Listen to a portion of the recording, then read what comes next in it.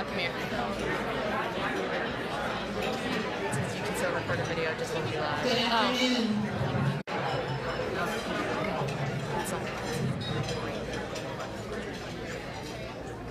Good afternoon, everyone. Thank you so much for being here today and sharing part of your day with the Alliance.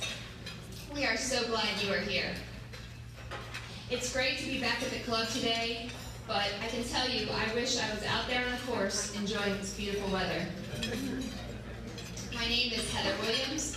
I am a partner with Kate Kirkering-Barbario, and I'm honored to serve as your 2019 Chairman of the Board. Today, our luncheon is a joint event with the Alliance and our YLA, our Young Leaders Alliance. I encourage you to invite your young professionals to connect with the YLA. I valued my time with the YLA, and the professionals I met are still have strong relationships today.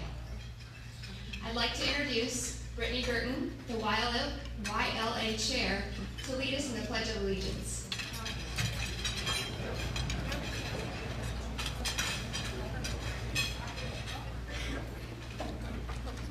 I pledge allegiance to the flag of the United States of America and to the republic for which it stands, one nation, under God, indivisible, with liberty and justice for all. Thank you.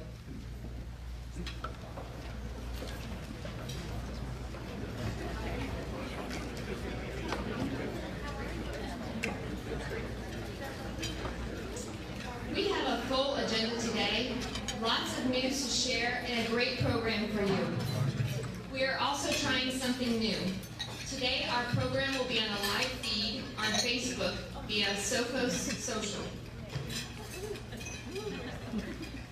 But I'd like to spend a minute recognizing our annual sponsors of the Alliance.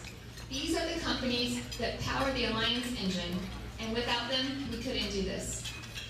Our presidential sponsors are Herod Properties, Kirkering-Barbario and Company, Lakewood Ranch Community, Lakewood Ranch Commercial, LECOM, Manatee County Government, The Observer and the Business Observer, Wright Technology, Sarasota Memorial, Schroeder Manatee Ranch, Synovus, and Williams Parker.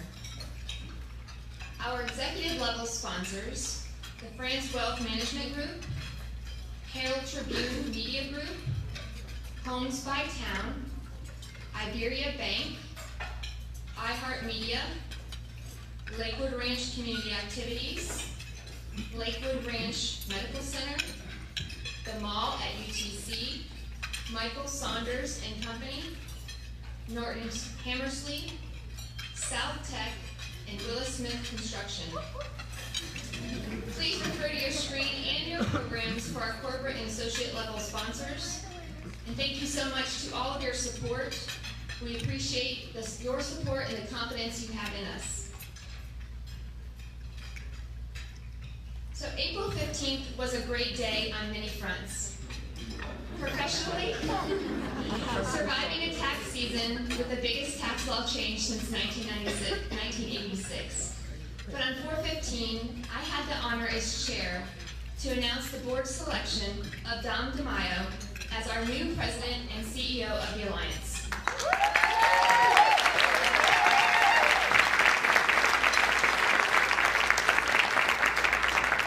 Thanks to the work of our dedicated search committee for being very deliberate with the search process, assisting our board to find a leader to execute on our strategic vision and take this organization to the next level in this region. Many of our board members have been fortunate to serve alongside Dom on this board and in other community endeavors. His strong leadership, relationships in our community, and passion for this organization made him a standout and our choice among many qualified candidates. Dom brings a wealth of business knowledge of many industries, and he will be able to use this in his role to assist in connecting and strengthening the relationships among our business members. Dom has lived in Lakewood Ranch for the past 13 years. He is a family guy. His wife and 3 children love the area. They enjoy boating and our beautiful weather. Please help me in welcoming Dom DiMaio to the Alliance family.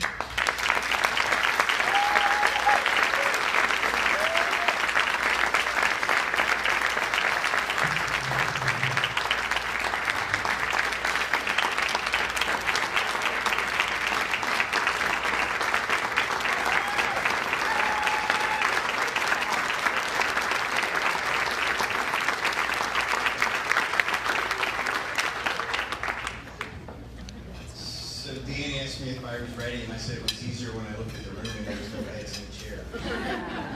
But I have a little house cleaning. I want to first thank Synovus Bank, who has my wife sitting at the table. So my wife Rita is here, and an invitation from my previous institution. So that is tells me how they all feel about me. So thank you. I'm here today, standing in front of you, because of Rita. She challenged me for the better part of 2.5 months to think about something other than a 30-year banking career, to think about staying in the area and continuing connections that I have with many of you, and hopefully those that I will have connections with as well. So when I started to think about that, there was opportunities. There was opportunities outside the financial world. But first and foremost, I knew this opportunity existed, and I thought it was one that I could actually grasp and take to the next level, as Heather said. You know, I'm filling big shoes, I know, and I don't mean literally, so don't call her and say, tell her I said that. Yeah, this organization has been run properly. And for the last 3 months, Amy, Caitlin, Dan, and Janet have held it together as a team. And I've had a week and a half to get to know them a little bit more, and I see how they did it, because they're a fantastic group. I'd like to have a round of applause for them.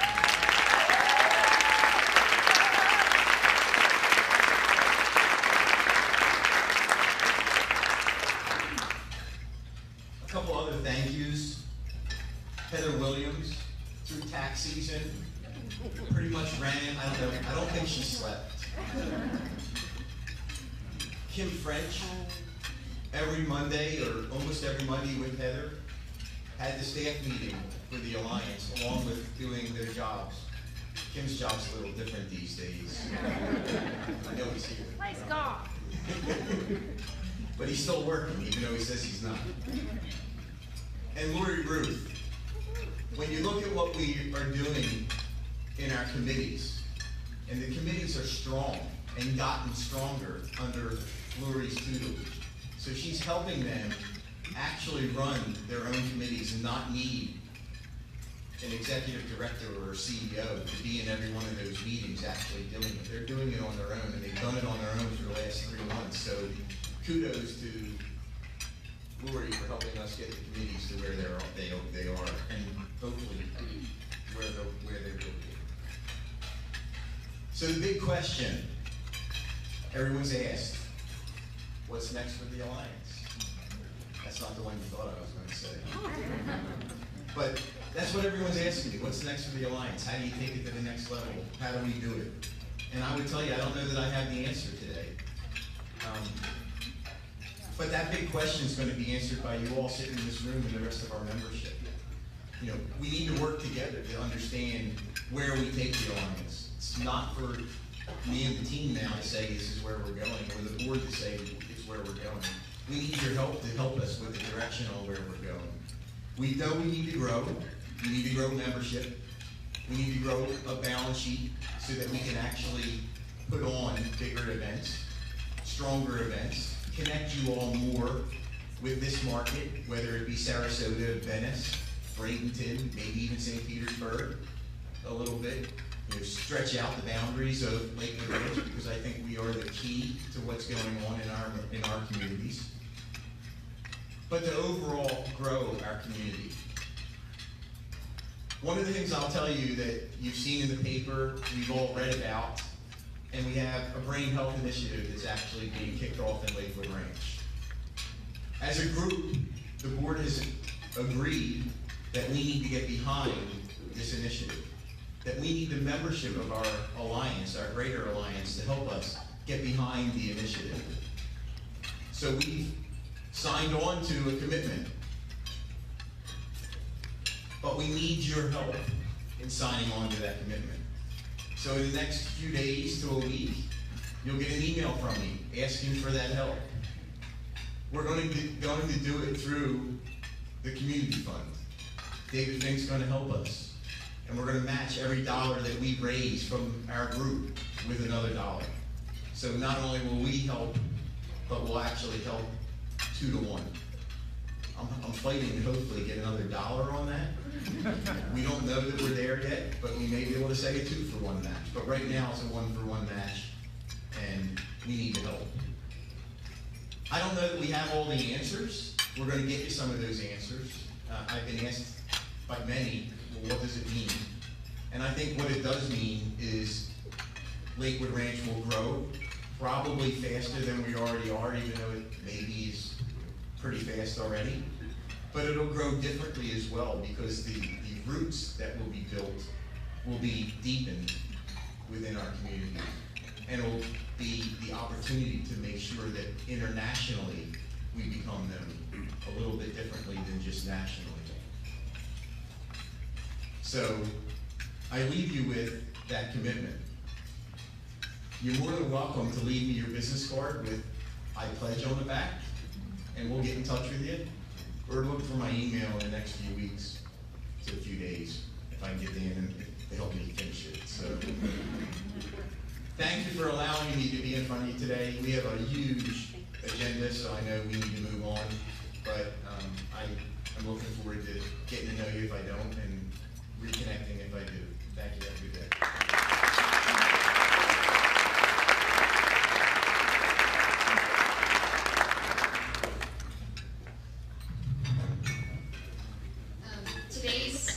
Thank you, John.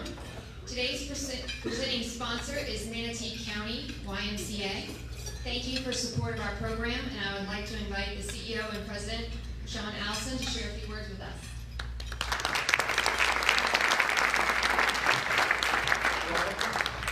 Well, it's an honor to be here, and it's great to have this opportunity to be the presenting sponsor. The YMCA's mission is to put Christian principles into practice through programs that build healthy spirit, mind, and body for all. And the thing that you guys could help me a little bit by finishing this sentence, I would appreciate it. It's fun to stay at the YMCA. So, as you can tell, the YMCA is sewn into the fabric of our culture. And it's sewn into the fabric of many cultures. But namely, in this country and in this great county and this even better, fantastic community, the YMCA is sewn in and part of it. And the reason we're sewn in, the thread we use, is because we protect and we are the place where you can find the transcendent community values alive and protected. And one of them is family. That's why we have the name Family YMCA. Just met a new friend, Chris, from Boston. This is an example. His grandfather, his father, he, and now his children have all been a part of the YMCA. He's a member of the YMCA in Lakewood Ranch, and he's a great guy. If you don't know him, please. There he is, ladies and gentlemen.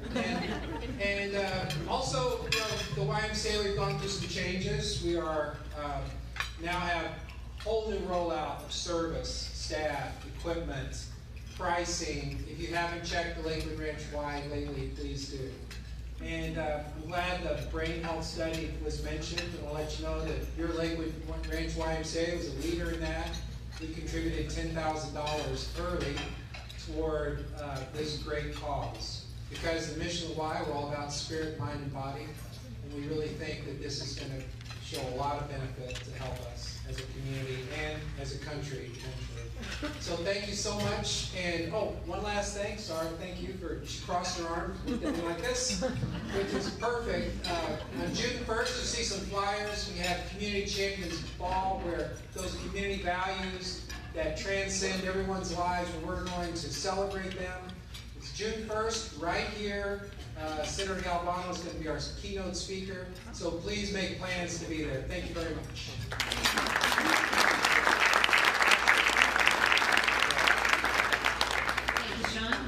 Again, we want to thank SoCo Social, our media sponsor today, and then be sure to let us know that the live stream will be available after today's event. Now I would like to introduce Dr. AJ Lee. She is our partner at Game On Nation to share more with you about our upcoming Executive Academy.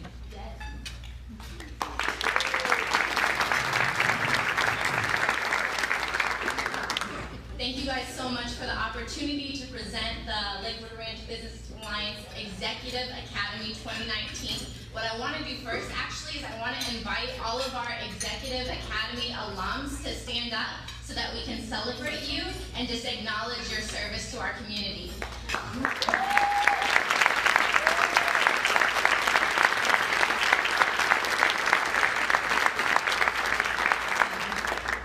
It has been such a privilege to see the Executive Academy come from its infancy back in 2015 to evolve to our first session, our first class that we had in the fall of 2016.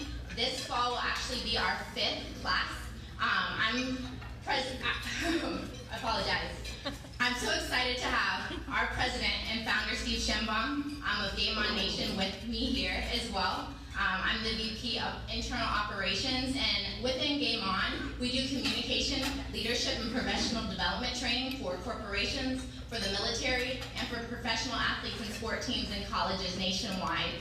We had the distinct privilege of coming in partnership with the Lakewood Ranch Business Alliance to amplify the leadership development programming that is offered to you. And how important is it, right, for us to actually take ownership of our personal growth and acknowledge how that can impact and amplify the growth of our corporations. So I could go on and continue to share and talk about the experience, but who better to share more about this than our actual participants? So please watch this video.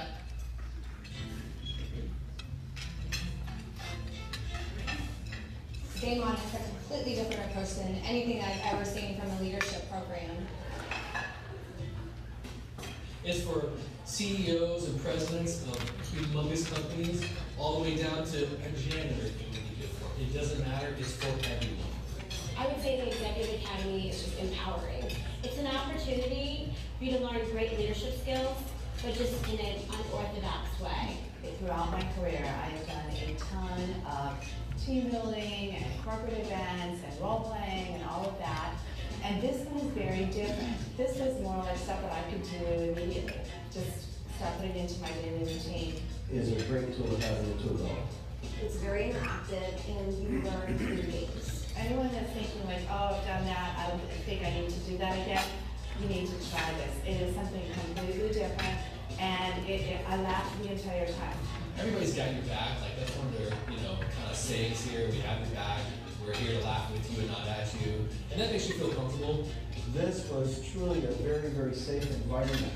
For me personally, this leadership program was about growing myself professionally, personally, and becoming a better leader in my family, in business, and in the community. The connections that I've made in this Leadership Academy are definitely going to benefit me. I think it's definitely going to help me in the long run for sure. I don't think I know. You'll learn a lot about yourself, and within that, you will definitely grow to be the best leader that you can be.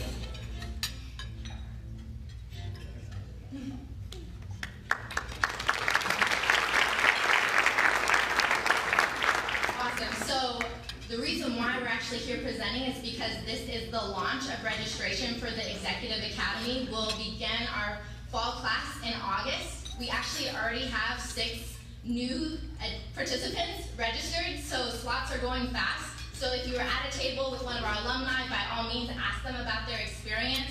They're our ambassadors, and we would love to have you guys as part of the team.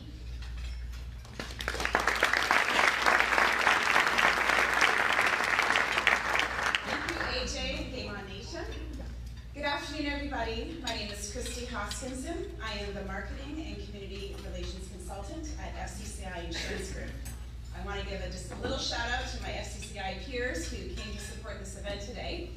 I have the privilege of serving on the programming committee at the Lakewood Ranch Business Alliance as a board member. And one of the things that we do is support the Lakewood Ranch Business Alliance staff at coming up with events that you're experiencing right now. And specifically coming up with topics and speakers that we know are relevant to you here in this audience. You are in for an incredible 30 minutes-ish experience with this next speaker. It is my privilege to introduce to you today Rebecca Johnson. When I asked her, could you please help us with a little intro bio in the truest form of humility, which I think describes Rebecca, she gives me a sentence. I know that Rebecca is so well-rounded. When I think of the definition of smart and social intelligence and emotional intelligence and kind and compassionate, and a very, very high care factor for people, for organizations, for employer groups, I think of Rebecca Johnson. She's an incredible woman. I'm going to share with you the one sentence that she provided for me today and then turn it over to Rebecca. I know you're going to enjoy what she has to say with all of you. Rebecca is the co-founder of a company called ViDL Solutions. Check it out. They do amazing things. And here's the sentence. Are you ready? Because we're turning it over to Rebecca. She and her team work with employers looking for meaningful solutions for improving both organizational culture and employee well-being. Let's give a warm Lakewood Ranch Business Alliance welcome to Rebecca.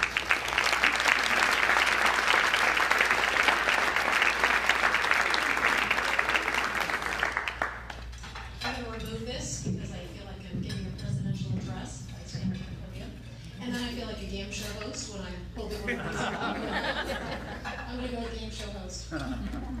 So don't I wish that all my introductions were like that? I'm not sure I can live up to that. Thank you, Christy. That was beautiful. I am truly grateful to be here with all of you today. The older I get, the more aware I become of the fact that time is our most precious commodity. And so I appreciate that you've chosen to spend a couple hours here today with us. And so speaking of time, I think I can assume, because you are at a business networking meeting, that many of you spend a lot of your time at your job. Safe assumption? Good? Okay, good. And I think we can also assume that many of you will also have big lives outside of work. Maybe you have children that you care for, or other family members that you're trying to show up for. Maybe you have pets that you take care of. You have volunteer activities. You participate in your church. If you're like me, you live on Post-it notes scattered all over your car, your office, your refrigerator to keep track of the endless number of phone calls and appointments you make. And God forbid if you try to get up some sort of social life on top of that, right?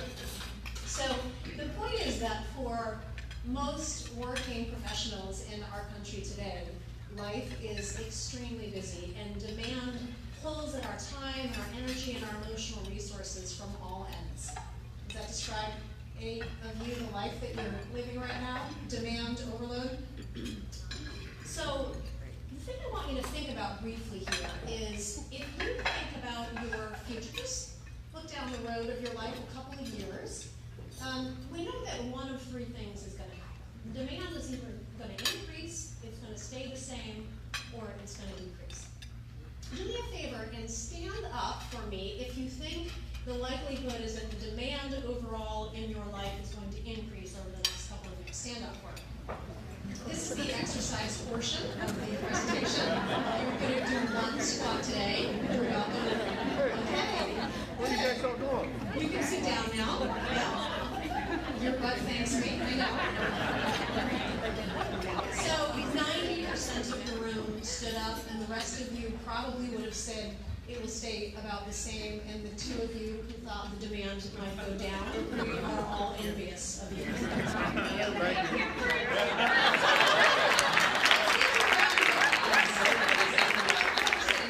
Okay, good. So the reality is, in our lives, and this is a slide that I borrowed from Johnson & Johnson's Human Performance Institute, because I really like what it illustrates for us, which is that for most of us, somewhere in our mid to late 20s, maybe early 30s, kind of depending on our life story, the demand in our lives starts to steadily uptick, right? We take on promotions and we have more responsibility at work and we have children and we buy homes that are constantly needing our attention and we're caring for elderly parents. And it stays at this sort of uptick in many cases for decades, right? But ironically, what happens to us somewhere around maybe mid-30s is our physiological capacity to handle demand starts to go downhill.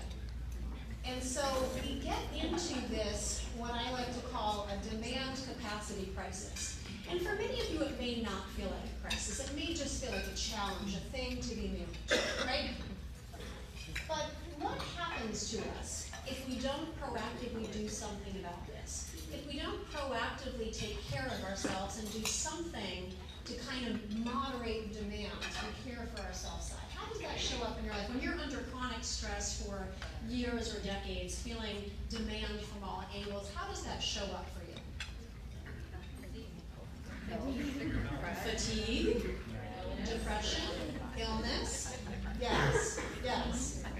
What happens for us is that in the workplace, we end up on either side of that equation, right? Feeling constantly overwhelmed and burdened, or maybe if we're in a leadership role, taking out some of our angst on other people unintentionally. And a lot of times we don't have much to bring home to the people that we care about, right? And so what I'm describing to you is the path to burnout.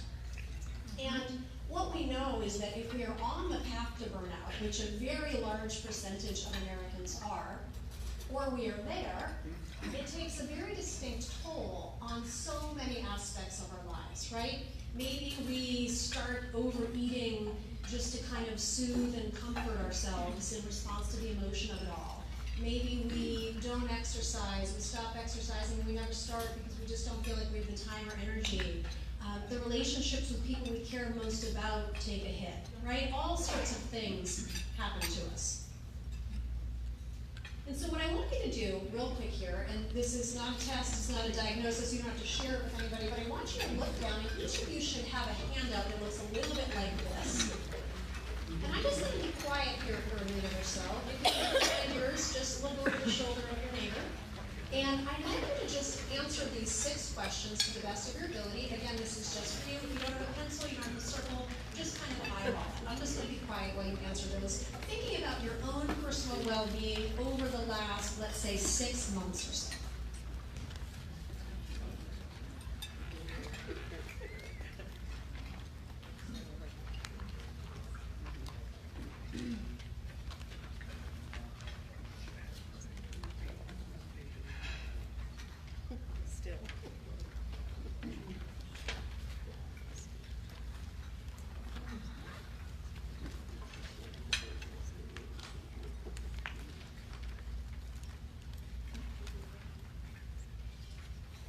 I'll just give you another 30 seconds or so.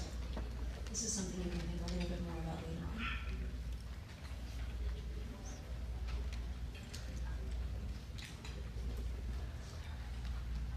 And what I want you to begin to notice is how often you are circling ones and twos.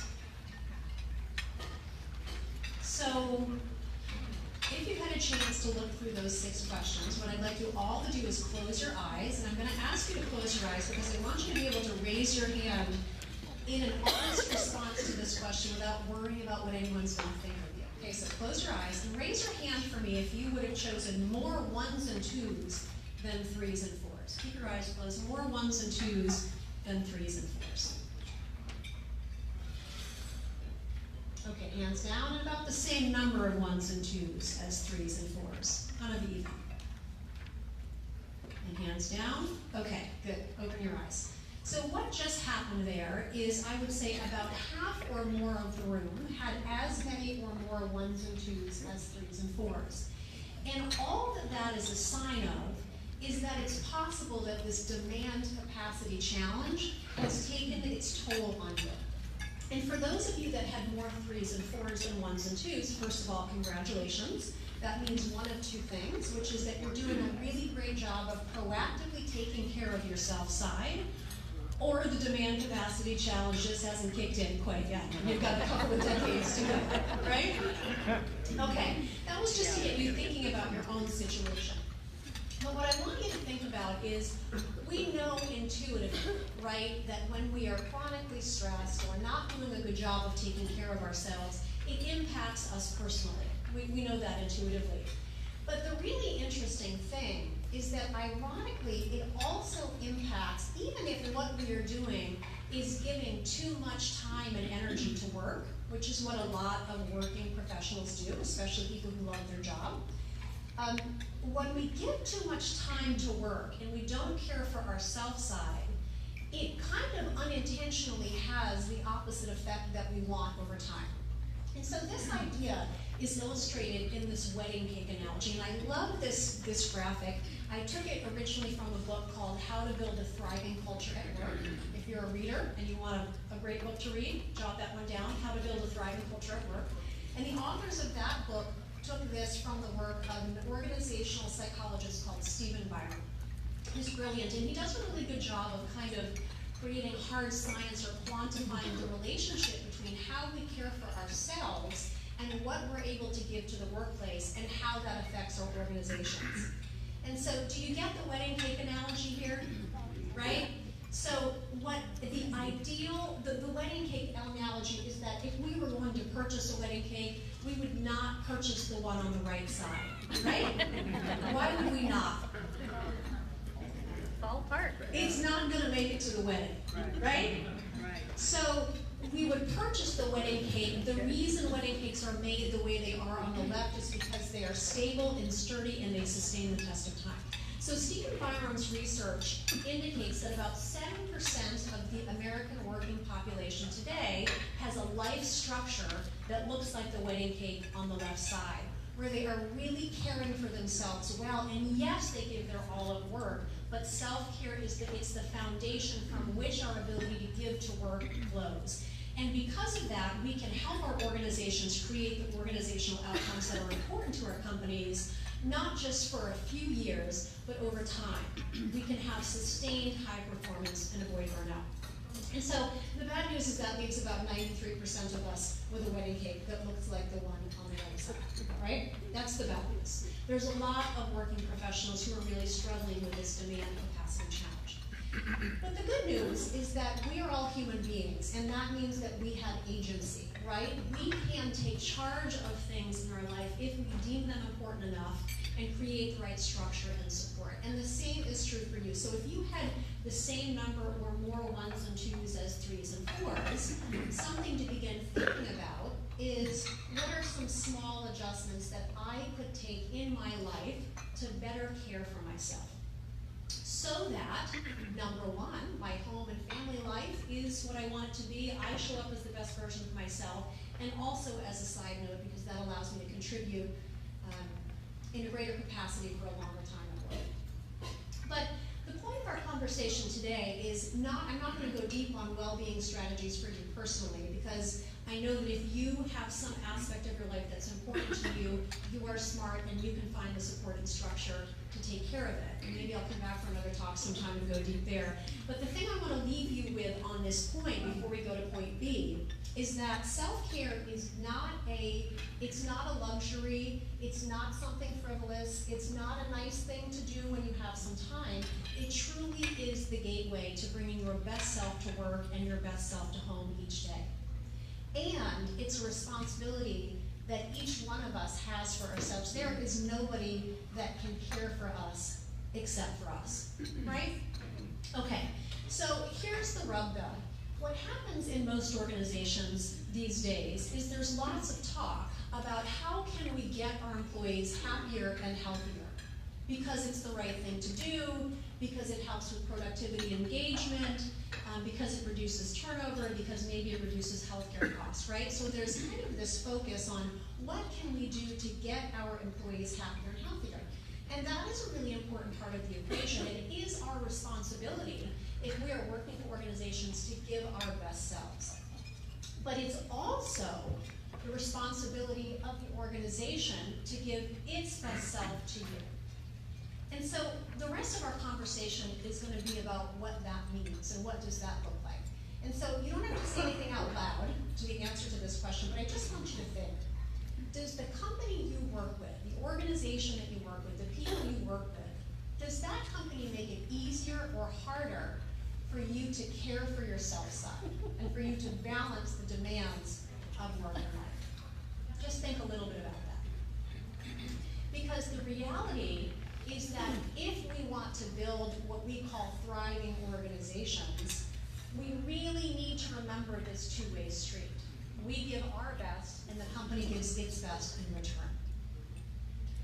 The definition that we use of a thriving organization, by the way, and this is just something that we kind of made up, but it makes sense from our experience working with employers. A thriving organization is a company that builds and maintains what we call a humanistic culture, where employees can fulfill their potential and the company can profitably fulfill its purpose and sustain the test of time. How many of you would like to work in an organization that sounds like that? That's pretty good, right? That's the best of both worlds? Okay. And so some of you may be fortunate enough right now to work in organizations that really sound like that. There are absolutely some forward-thinking companies that are doing a lot of things right to create a culture where employees can fulfill their potential. But there's many that are not. And so the way that we talk with business leaders and clients about what it takes to really build a thriving organization is through this model that you see on the screen. And what you see is on the bottom of the wheel, there's personal well-being, the stuff that most organizations are already very clear is important. So this is the how can we help our employees be happy and healthy so they can give their best part. But the piece that sometimes gets overlooked is the top half of the wheel, is the health of the organization, the system, the culture itself. And so what often happens in companies is there is this kind of myopic focus on physical health, first of all, right? So many organizations these days are offering some form of employee wellness initiative, and oftentimes those things are focused on improving physical health. Biometric screenings, where we're talking about blood pressure and cholesterol, healthy eating demos, exercise challenges, weight loss programs. How many of you work in an organization where something like that is currently offered? Raise your hand for me. Yeah, maybe half, two-thirds of you, okay, great. And so the trick with this, though, is that while physical health is a really important component of our well-being, and thus of our ability to kind of give our best selves to the organization, as you all know, because you're all human beings, your well-being and your ability to be sustainably productive and engaged and bring your best self is about so much more than whether you're eating enough broccoli and hitting the gym frequently enough, right? So I'm going to be quiet while you just read this quote to yourself. You know what, maybe some of you can't see it. Let me read it out loud because it's powerful. Well-being is about the combination of our love for what we do each day, the quality of our relationships, the security of our finances, the vibrancy of our physical health, and the pride we take in what we've contributed to our communities. And most importantly, about how all these elements interact. Does that sound like you as a human being? Does that resonate with you? Does that make sense? Right, okay. So takeaway number one is that it's important for us to remember as individuals and for organizations to remember that when we are offering programs and services designed to help our people be the best, we have to go beyond broccoli and jogging, right? And so we have to help our people take better care of themselves holistically. And the way that we define that, we break it up into 5 categories: physical, emotional, social, financial, career. It doesn't really matter how you break it up. You can add in spiritual and mental. We just choose those 5 because most of what we do can kind of fit nicely in a bucket there. But point number 1, of course, is that creating an environment where employees can fulfill their potential means supporting them on all levels and not just focusing on physical health. But the second piece here that's problematic and possibly is even more important than this is that a company can have the fanciest employee wellness program on the planet. But if it's happening in an organization where any of these things are true, it's never going to be able to fulfill its potential, and employees are never going to be able to fulfill their potential.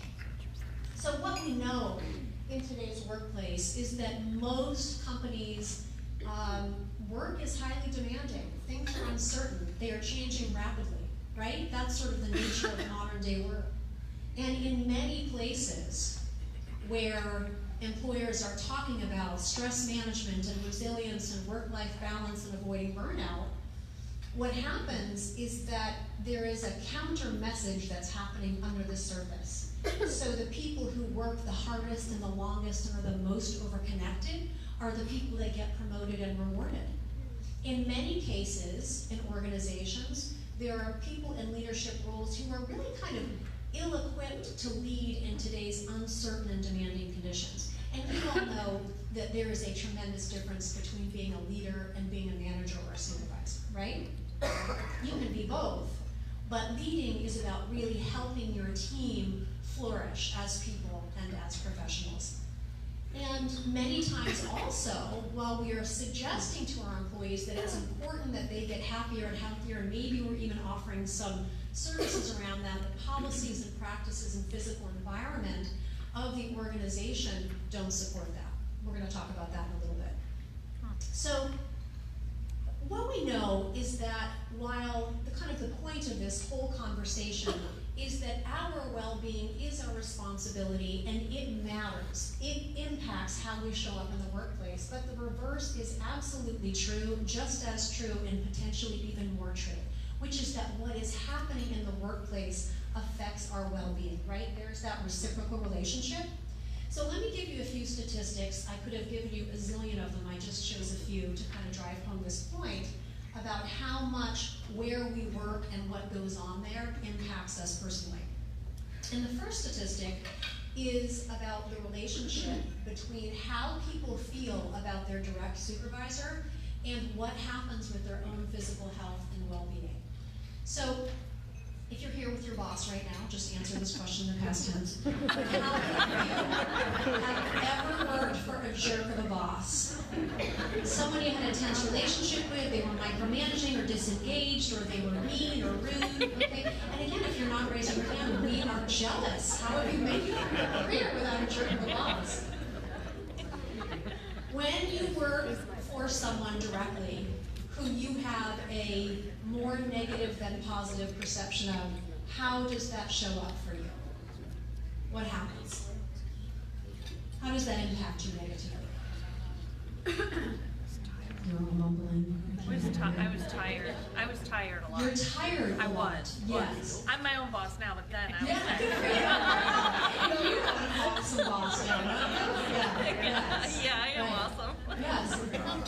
Things tend to get out of proportion, like something that wouldn't have bothered you from anybody else, but the least little annoying thing from that person. Yes. Becomes like ruins your whole day. Yes, absolutely. High levels of anxiety and stress, and we don't want to give our best at work, and we take our junk home, and we're not sleeping well, and we're eating poorly, right? So a supervisor has the potentially most important impact on the well-being of their employees. But anyway, what the research indicates is that employees who perceive their supervisor's behavior, and by supervisor I mean whoever's the person you report directly to, when an employee perceives that person's behavior as more negative than positive, there are associated diminishing factors around well-being. So increased depression, increased blood pressure, increased burnout. Secondly, and kind of inversely, when employees are more highly engaged at work, and I want to pause here because that word engagement is like all over the place these days, and I don't think anybody even knows what it means or has a common definition of it, but the way that I talk about engagement is the giving of discretionary effort because you want to, right? You know when you're really into your job and you're in for a lot, and you might say, I love what I do, right? So that's engagement. When employees are more highly engaged, it seems to have an impact on health and well-being all the way down to the level of physiological biomarkers like cholesterol and glucose. So what we often say, or what the approach in many organizations is we could just get our people to take care of their physical health. They'd show up so much better at work. And potentially that's true, but the opposite is also true. If we can create the conditions where engagement flourishes, everybody's health and well-being is positively impacted. Okay, and this third one, just for fun. What's the most common day for heart attacks? Monday morning. I think it's funny that you all knew that. Okay, so Well-being impacts work, and work impacts well-being. That's the message. And that's why it's so essential that as organizational leaders, we pay attention not just to what are our employees doing to take better care of themselves so they can give more to us, but what are we doing to create a humanistic culture, to create the conditions where what we say we want actually flourishes.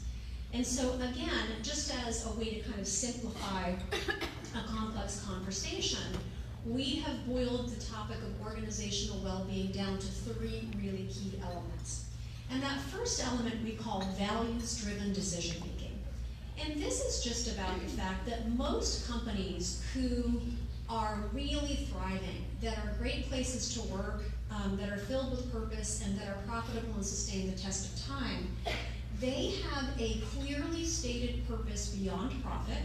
And yes, profit is important. I am not suggesting it's not. We need profit to keep things going. But what is the company's purpose beyond profit, and what are the values that guide how people behave there? And are those values not just nice, pretty words on a wall, but do they actually drive decision-making on the business strategy and the employee experience? And do employees feel connected to those and kind of know how they contribute? Right? Because we're all, I mean, not all of us, but most of us are looking for purpose and meaning in our lives. And work can really be a place to find that. And having a clearly stated purpose beyond profit and set of core values can help employees kind of find meaning in their work. And it also serves as the rudder for the sailboat, right? Like it helps us make decisions in the right way. The second piece we call transformational leadership.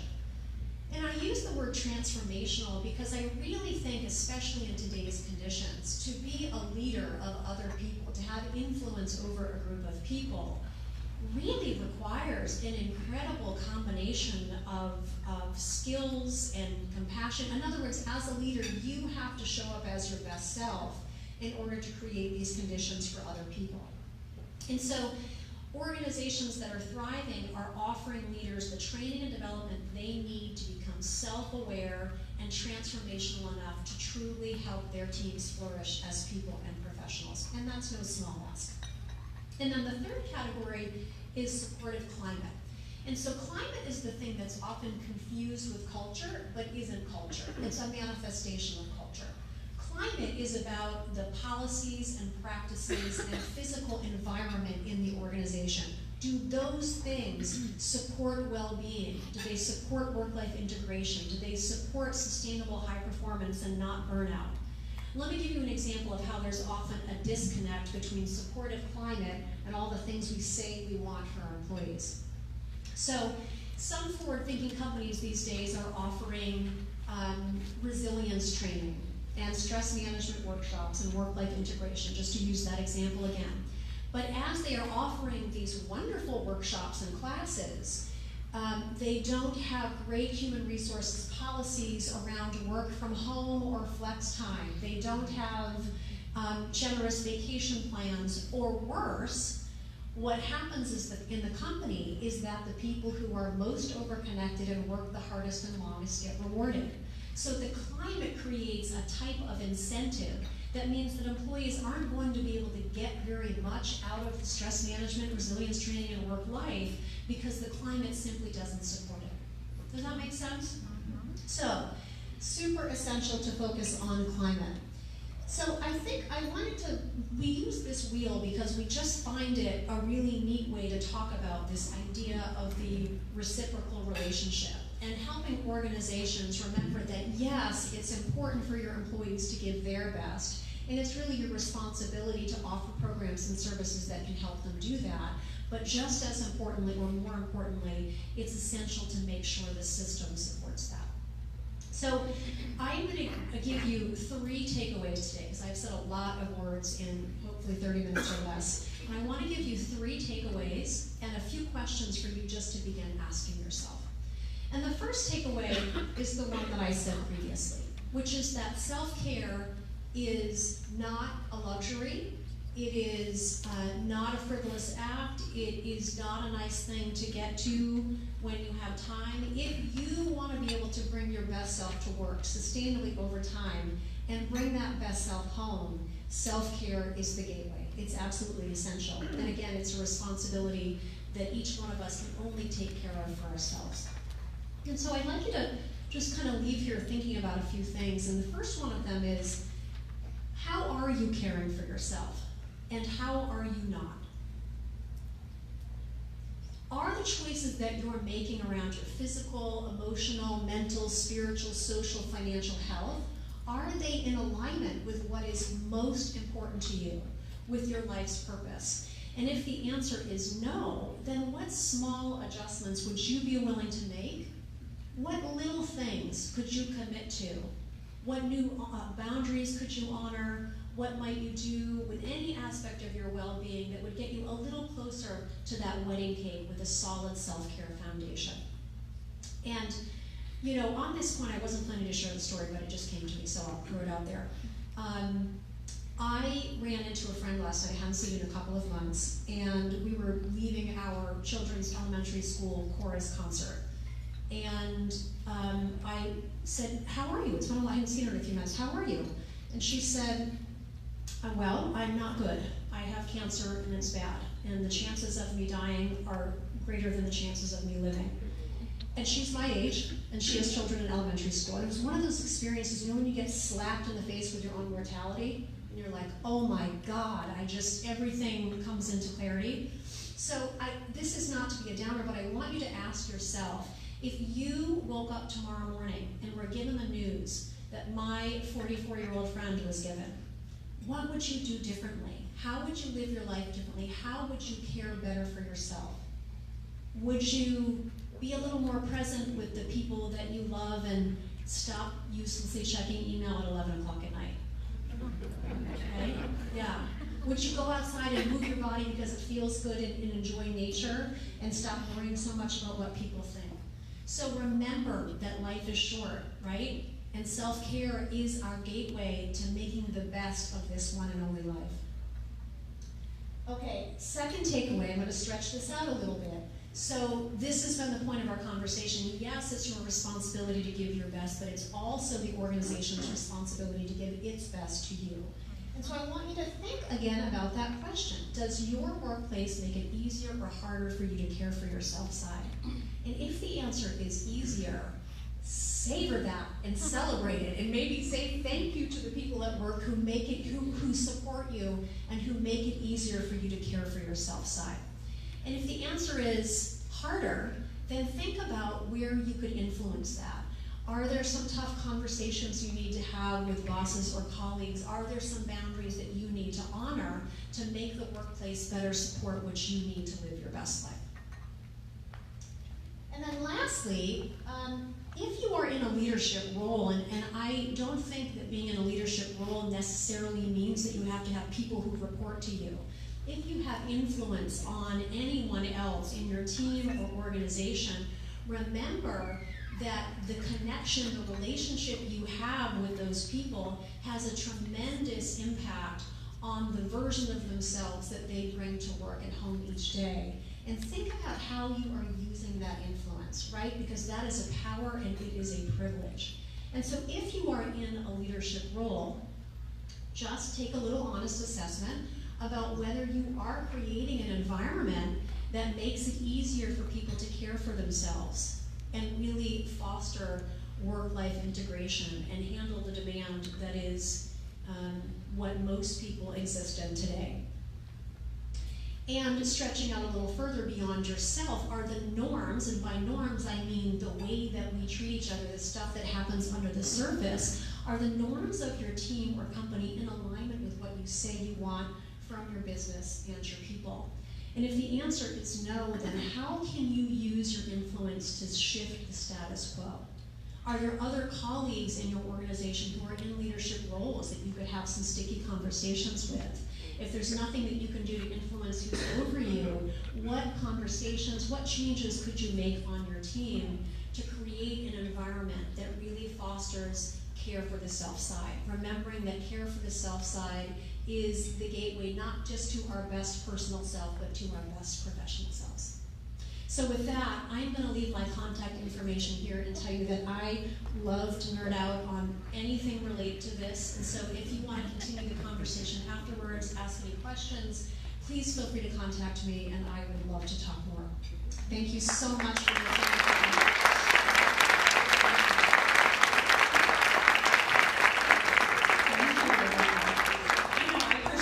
Great takeaways from today, and I can tell from the reaction of many of your faces right now, you did too. So one more big round of applause for you.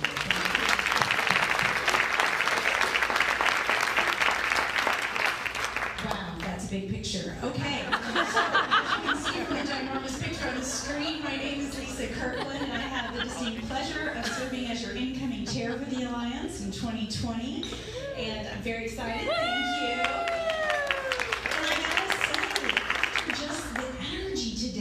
You know, what a great group of people that have band together. What a great new leader. Dom, where are you? There's Dom. So happy to have him as the CEO.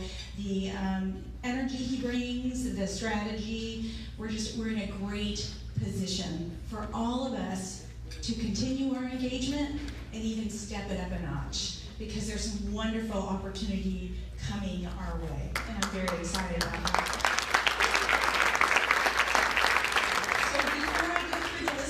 That are up here on the screen. How awesome that we have Executive Academy still being offered. I can say as an alumni, it is a tremendous program. If there's anyone in your organization you feel might benefit from it, it's definitely worth a visit to the website, or a call to me, or to Dan, or to Game On Nation, but phenomenal growth and personal development program there. So as you can see from our upcoming events, on Wednesday, May 1st, I don't know about you, but I can't believe it's May next week, but it is. So next Wednesday from 8 to 9:30 in the morning, we're going to have our breakfast social at All Faiths Food Bank. Then on Wednesday, May 15th, we hope you'll join us at the executive briefing. That starts at 7:30 in the morning and runs till around 9. And they're going to be talking about communicating with brevity and clarity, which hopefully I'm doing before we adjourn the meeting today. On Wednesday, May 22nd, from 11:30 to 1, we're going to have our next luncheon, and the topic is Gems of the Region. And on Thursday, May 23rd, from 5:30 to 7:30, we'll have our next YLA May Social at Homewood Suites by Hilton. And thanks again for YLA bringing this wonderful presentation to us today. We're so blessed to have such an active, young professional group here at the Alliance to engage with our greater group. And as many of you know, our golf tournament is this Friday, the annual Ranch Scramble, and we are sold out. But if you have, yeah, great. It's going to be a wonderful day. Hoping that weather hangs in there for us. And if you happen to be participating and you think, oh, I want to bring a spouse or a neighbor or a friend for dinner, there are some tickets available just for the dinner portion. And you can go to the Alliance website to get that information as well. So, thank you for being here today. Thank you for maximizing your Alliance membership with your engagement. And I hope you make it a great afternoon.